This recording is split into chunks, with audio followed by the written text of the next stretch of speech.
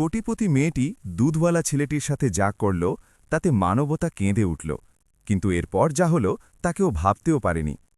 বন্ধুরা, এই সত্য ঘটনাটি বিহার প্রদেশের মাধবপুর শহরের, যেখানে প্রতি সকালে আমান পাসওয়ান তার সাইকেল নিয়ে বেরিয়ে পড়ত।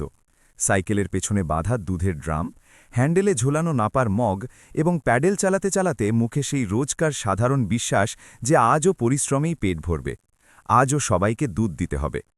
আমানের বয়স খুব বেশি ছিল না, কিন্তু মুখে দায়িত্বের ছাপ স্পষ্ট দেখা যেত। বাবা অসুস্থ থাকতেন, সংসারের আয় তার ওপরই নির্ভর করত। সে দুধ কিনত, সামান্য লাভ রাখত এবং শহরের ঘরে ঘরে বিক্রি করত। কেউ তাকে চোর বলত না, কেউ সৎ বলত না, শুধু দুধওয়ালা আমান বলেই চিনত। কিন্তু মাধবপুরের একটি বাড়িতে যেতেই তার চালচলন বদলে যেত। গলার স্বর সংযত হয়ে যেত এবং চোখ আপনা আপনি ওপরে উঠে যেত। সেটা ছিল ঠাকুর পরিবারের বাড়ি। সেখানেই থাকত কাব্য ঠাকুর। কাব্য শিক্ষিতা ছিল, কলেজে যেত এবং তার চিন্তাভাবনা খুব স্পষ্ট ছিল। সে ভুল কাজ পছন্দ করত না, সামনে যেই থাকুক। যখনই আমান ওই বাড়িতে দুধ দিতে যেত, প্রায়ই কাব্যই বাইরে আসত, আর এসেই তার নজর সরাসরি ড্রামের ওপর যেত। আজ আবার জল মিশিয়েছ নাকি? তার গলার স্বর সোজাসাপটা হতো, কোনো দ্বিধা ছাড়া। আমান হালকা হেসে বলত, ম্যাডাম, রেট ওটাই আছে, খাঁটি চাইলে আলাদা নিতে হবে। এখান থেকেই তর্ক শুরু হতো। কাব্য প্রশ্ন করত, আমান উত্তর দিত, কখনো হাসি, কখনো খোঁচা, কখনো নীরবতা। কিন্তু সেই তর্কের মাঝে আমানের মন প্রতিদিন একটু একটু করে আটকে যাচ্ছিল। তার কাব্যের চোখের দীপ্তি ভালো লাগত, তার আত্মবিশ্বাস ভালো লাগত। সে জানত যে দুজনের মধ্যে অনেক তফাত। সে দুধ বিক্রি করে আর কাব্য বড় ঘরের মেয়ে, তবুও মনকে কে বোঝাবে। দিন কাটতে লাগল। কাব্য কলেজে যেত, আমান দুধ বিক্রি করত। তাদের দেখা হওয়াটা মাত্র কয়েক মিনিটের হতো, কিন্তু আমানের কাছে সেটাই সারা দিনের সবচেয়ে বড় ঘটনা হয়ে দাঁড়িয়েছিল। একদিন আমান সাহস করে ফেলল। সে কোনো হইচই করল না, কোনো সিনেমার মতো কথা ভাবল না। শুধু রাতে ঘরে বসে একটা কাগজ বের করল আর মনের কথা লিখে দিল, পরিষ্কার শব্দে, কোনো চালাকি ছাড়া। সে লিখল যে সে কাব্যকে পছন্দ করে। সে রোজ শুধু দুধ দিতে আসে না, তাকে দেখতে আসে।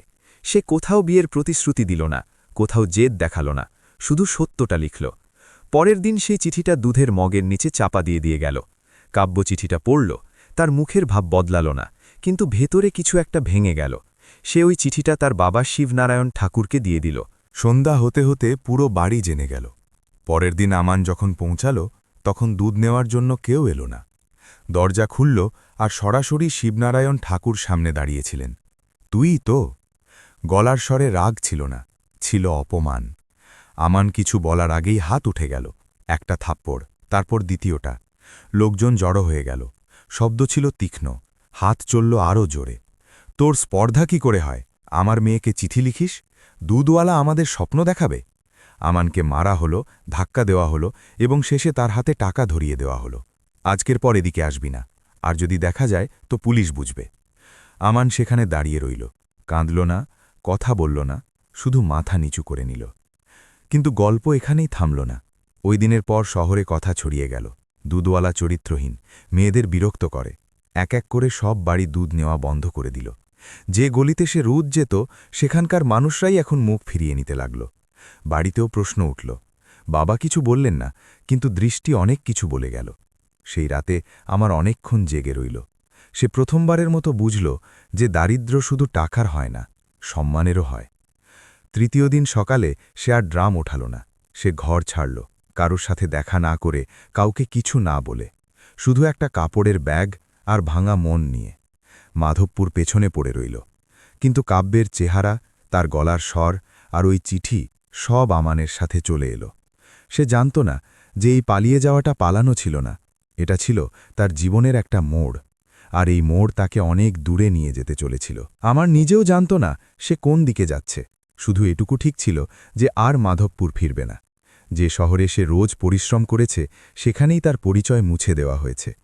ট্রেনে বসার সময় তার হাত কাঁপছিল, কিন্তু চোখে জল ছিল না। কিছু একটা ভেঙে গিয়েছিল। আর যখন মানুষের ভেতরে কিছু পুরোপুরি ভেঙে যায়, তখন সে কাঁদে না, চুপ হয়ে যায়। ট্রেন মুম্বাই যাচ্ছিল। কেউ বলেছিল সেখানে কাজ পাওয়া যায়, পেট ভরে যায়। আর কেউ জিজ্ঞেস করে না তুমি কে ছিলে। আমানের জন্য এটাই যথেষ্ট ছিল। সে জানালার বাইরে তাকালো। ক্ষেত, স্টেশন, মুখ সব পেছনে সরে যাচ্ছিল।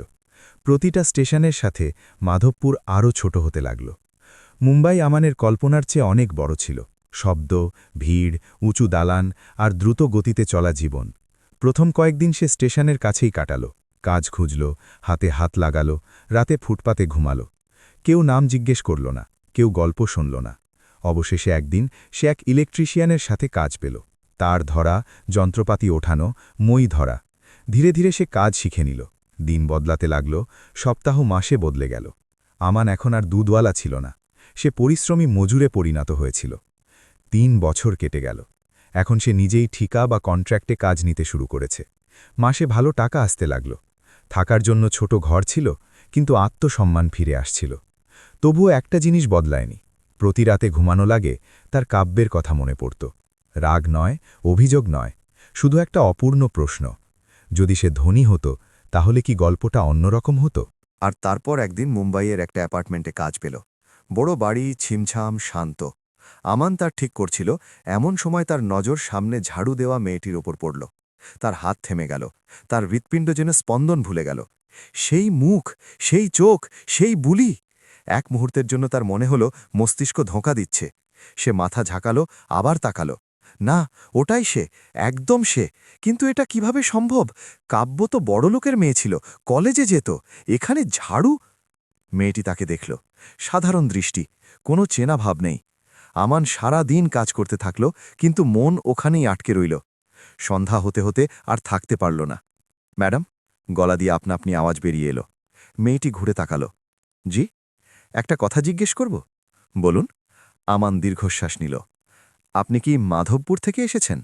মেয়েটি হালকা হাসল। না, আমার নাম রিয়া। আমান চুপ হয়ে গেল। রিয়া জিজ্ঞেস করল, আপনি ওভাবে তাকিয়েছিলেন কেন? আমান বলল, আপনাকে দেখতে একদম অন্য কারুর মতো লাগছে, একদম একরকম। রিয়া হেসে বলল, এই পৃথিবীতে হামশাকল, একই চেহারার মানুষ থাকে, হয়তো সেটাই হবে। কথা শেষ হয়ে গেল, কিন্তু আমানের জন্য নয়। পরের দিনও ওই একই বাড়ি, আবার ওই মেয়েটি, আবার সেই দ্বিধা। 15 দিন ধরে আমান ওখানেই কাজ করতে থাকল। প্রতিদিন সে রিয়াকে দেখত।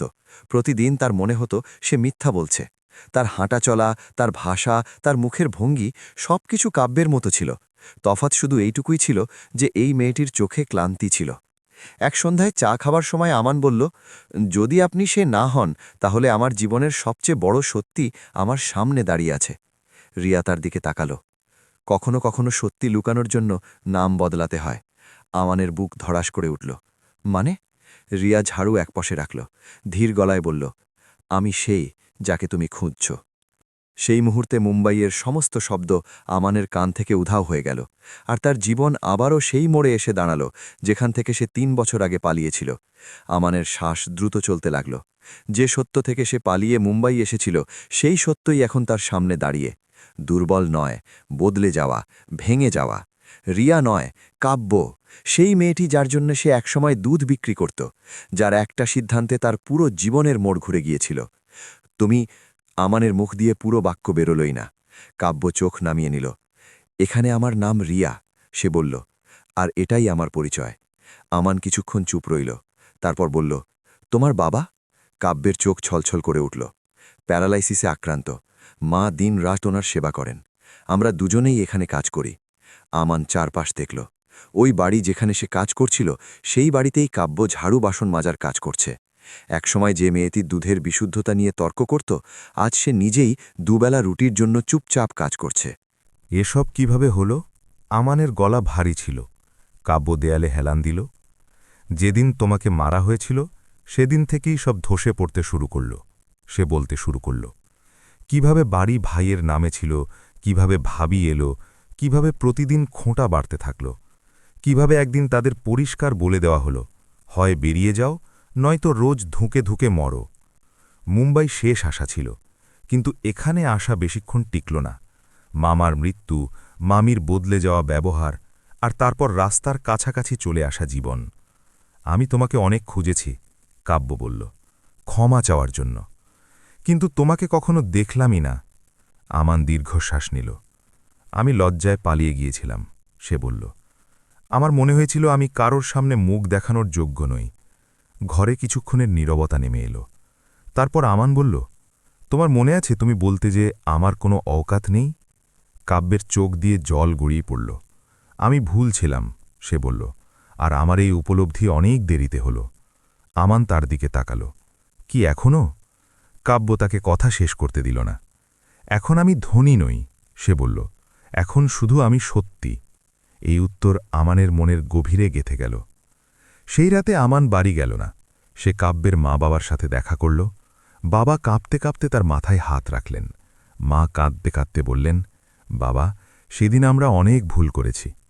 আমান মাথা নিচু করে নিল। আমিও সেদিন ভেঙে গিয়েছিলাম, সে বলল। কিন্তু এখন ভেঙে যাওয়া দুজন মানুষ একে অপরের সামনে মুখোশ ছাড়া দাঁড়িয়েছিল। আমান বুঝতে পারছিল, এই দেখা হওয়াটা কোনো কাকতালীয় ঘটনা নয়, এটা ভাগ্যের দ্বিতীয় চেষ্টা, আর এই চেষ্টা তাকে কোনো একটা সিদ্ধান্তের দিকে নিয়ে যেতে চলেছিল। পরের দিন সকালে আমান খুব তাড়াতাড়ি উঠে পড়ল। সারা রাত ঘুম তার চোখের ধারের কাছেও আসেনি। মুম্বাইয়ের জানালা দিয়ে আসা শব্দ, গাড়ির আওয়াজ, মানুষের ছুটোছুটি সব আগের মতোই ছিল, কিন্তু তার ভেতরে কিছু বদলে গিয়েছিল। কাজে পৌঁছে তার হাত আপনা আপনি কাঁপছিল। তার জোড়া লাগাতে গিয়েও তার নজর বারবার ওই ঘরের দিকে চলে যাচ্ছিল যেখানে কাব্য কাজ করত। আজ তাকে আগের মতো লাগছিল না। চোখ নিচু, মুখে ক্লান্তি, আর চালচলনে এক অব্যক্ত ভয়, যেন প্রতি মুহূর্তে কিছু কেড়ে নেওয়ার ভয়। দুপুরে চায়ের সময় কাব্য নিজেই তার কাছে এলো। তুমি কাল রাতে চলে গেলে না কেন? সে ধীরে জিজ্ঞেস করল। আমান তার দিকে তাকালো। যদি চলে যেতাম তাহলে আবার পালিয়ে যেতাম, সে বলল, আর এবার আমি পালাতে চাই না। কাব্য কিছু বলল না, শুধু চায়ের কাপ বাড়িয়ে দিল। সন্ধ্যা হতে হতে বাড়ির মালিক ফিরে এলেন। তিনি আমানের কাজের প্রশংসা করলেন, টাকা দিলেন, আর বললেন যে পরের সপ্তাহে আরেকটা সাইটে কাজ আছে। আমান হ্যাঁ বলল, কিন্তু তার মাথায় অন্য কিছু চলছিল। কাজ শেষ হতেই সে কাব্যের সাথে তার ঘরে গেল। ঘরটা ছোট, এক কোণে পুরনো খাট, ওষুধের শিশি, আর দেয়ালে টাঙানো ভগবানের ছবি। তার বাবা জানালার পাশে বসেছিলেন, চোখ খোলা কিন্তু জগৎ থেকে বিচ্ছিন্ন। মা পাশে বসে তার পা টিপছিলেন। আমান ধীরে বলল, বাবা। বাবার আঙুল নড়ল, চোখে হালকা দুতি এলো। তুমি ওই ছেলেটাই না? গলা কাঁপছিল। আমান মাথা নাড়ল। হ্যাঁ, সে বলল, ওই দুধওয়ালা। বাবার চোখ দিয়ে জল গড়িয়ে পড়ল। আমরা অনেক অন্যায় করেছিলাম, তিনি বললেন। আমরা তোমাকে ছোট মনে করেছিলাম। আমান তার হাত ধরে ফেলল। আপনারা নন, সে বলল, সময় করেছিল। সেই মুহূর্তে কাব্য প্রথমবারের মতো আমানকে ঠিকভাবে দেখল। কোনো অভিযোগ নেই, কোনো রাগ নেই, শুধু স্থিরতা। পরের কয়েকদিনে আমানের আসা যাওয়া বেড়ে গেল। সে কাজের পর সোজা ওখানেই আসত, ওষুধ আনত, ডাক্তার দেখাতে নিয়ে যেত। কাব্য আর তার মা প্রথমবারের মতো কোনো অবলম্বন অনুভব করছিলেন। এক সন্ধ্যায় কাব্য জিজ্ঞেস করল, তুমি এসব কেন করছ? আমান উত্তর দিতে দেরি করল না, কারণ যখন আমি ভেঙেছিলাম তখন কেউ আমাকে সামলায়নি, আর আমি চাই না তুমি সেই ভাঙনের মধ্যে দিয়ে যাও। কাব্যের চোখ ভরে এলো। আমি তোমাকে বুঝতে অনেক দেরি করে ফেলেছি, সে বলল। আমান হালকা হাসল। দেরিতে বোঝাও তো বোঝাই হয়। কিন্তু গল্পটা এখনও সহজ ছিল না। একদিন কাব্যের ভাই হঠাৎ সেখানে পৌঁছল, মুখে কঠোরতা, গলায় অহংকার। তুমি এখানে কি করছো? সে আমানকে জিজ্ঞেস করল। কাব্য এগিয়ে এলো। ও আমাদের সাথে আছে, সে বলল। ভাই হেসে ফেলল। এখন মনে পড়ল পরিবারের কথা। তারপর আমানের দিকে তাকিয়ে বলল, তুমি আবার এসেছ? আবার দুধ বিক্রি করতে? আমান শান্ত রইল, কিন্তু এবার তার নীরবতা দুর্বলতা ছিল না। আমি এখন আর সে নই, সে বলল, আর এরা এখন একা নয়। ভাই হুমকি দিল, টাকা চাইল, ভয় দেখানোর চেষ্টা করল, কিন্তু আমান পরিষ্কার বলে দিল, এখন আর কোনো বোঝাপড়া হবে না। সেদিন প্রথমবারের মতো কাব্য অনুভব করল যে মানুষকে সে একসময় অওকাতের খোঁটা দিয়েছিল, আজ সেই তার ঢাল হয়ে দাঁড়িয়ে আছে। আর আমান বুঝতে পেরেছিল এবার পেছনে হটা অসম্ভব, কারণ এই গল্প এখন শুধু ভালোবাসার ছিল না, এটা ইনসাফ বা ন্যায়ের গল্প হয়ে উঠেছিল।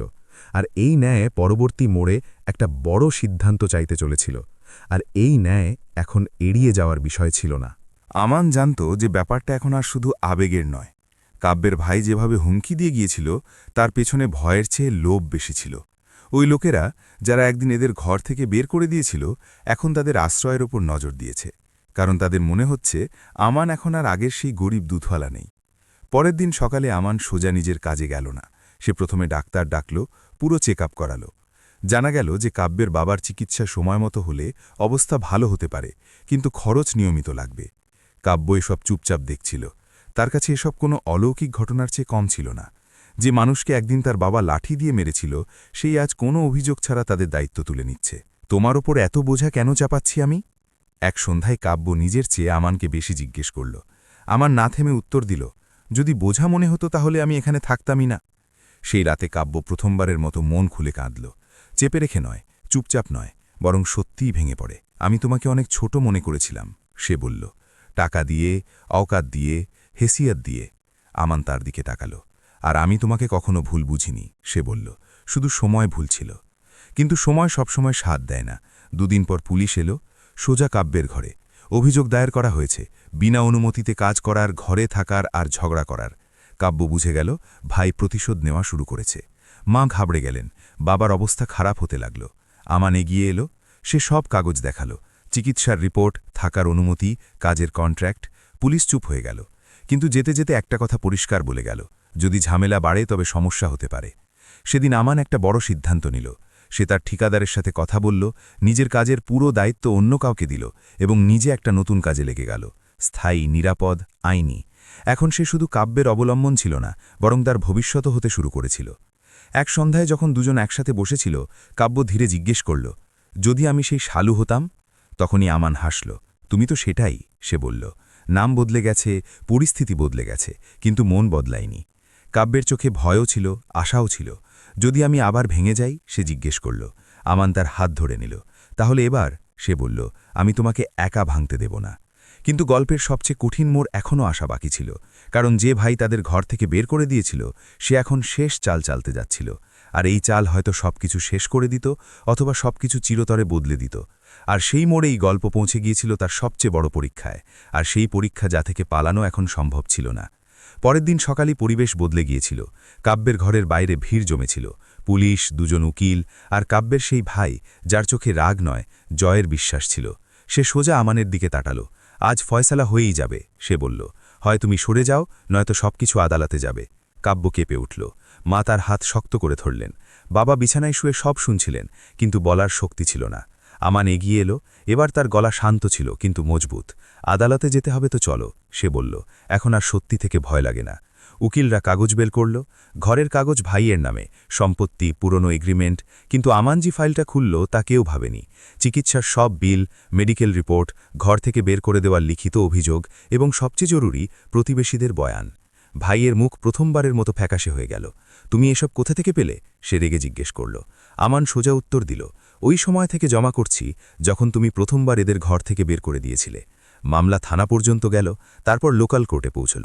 বিচারক একটাই কথা বললেন, রক্তের সম্পর্ক শুধু কাগজে ছেড়ে না, কিন্তু দায়িত্ব দিয়ে অবশ্যই জোড়া লাগে। রায় পরিষ্কার ছিল। কাব্য আর তার বাবা মাকে আইনি সুরক্ষা দেওয়া হলো, চিকিৎসার দায়িত্ব ঠিক হলো, এবং ভাইকে সতর্ক করা হলো। বাইরে বেরোতেই কাব্য ফুপিয়ে কেঁদে উঠল। আজ যদি তুমি না হতে?